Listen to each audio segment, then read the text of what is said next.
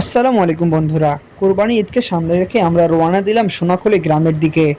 উদ্দেশ্য ছিল একটি ভালো দেশি গরু কেনা। ভেবেছিলাম প্রান্তিক খামারি থেকে গরু কিনে আমরা খুব লাভবান হব। তবে আমরা যখন প্রান্তিক খামারির কাছে যাই, গ্রামে যাই, তখন কথাটা ভিন্ন হয়ে যায়।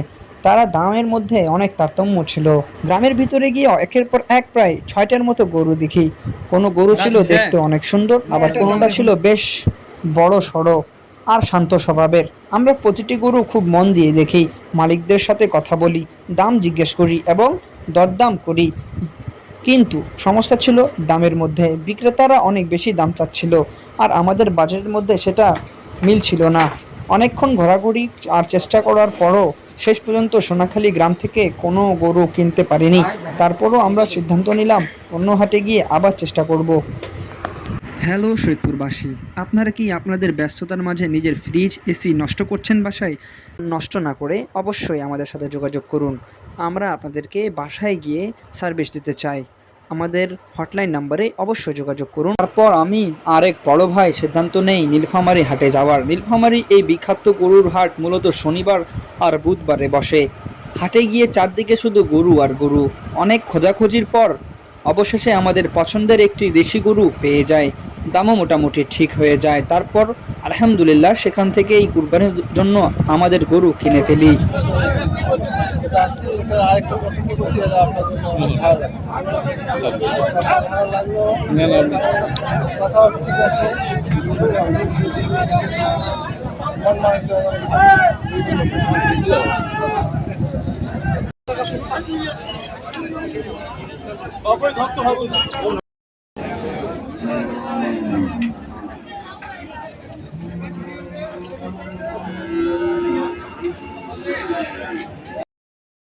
এখন পর্যন্ত আমরা দুইটা গরু নিলাম, একটা আমার বন্ধু নিছে। এই দেখেন একটা গরু, এই গরুটা নিছে আমার বন্ধু। দেখেন বন্ধু, গরুটা কত দিয়ে নিছো? 1,13,000 টাকা। খুব সুন্দর গরু নিছো। আমরা এখন আছি নীলফামারী হাটে। এখন আমরা এই যে গাড়িতে করে চলে যাব সৈয়দপুরের উদ্দেশ্যে। আমরাও গরু নিলাম, পিছনে আমাদের গরু বান্ধা আছে এবং আমরা এখন নীলফামারীতে আছি। নীলফামারী থেকে এখন আমরা চলে যাব বাড়ির উদ্দেশ্যে। যাই হোক, আজকে এত দেরি ছিলাম, পরে আবার দেখা হবে অন্য কোনো হাটে।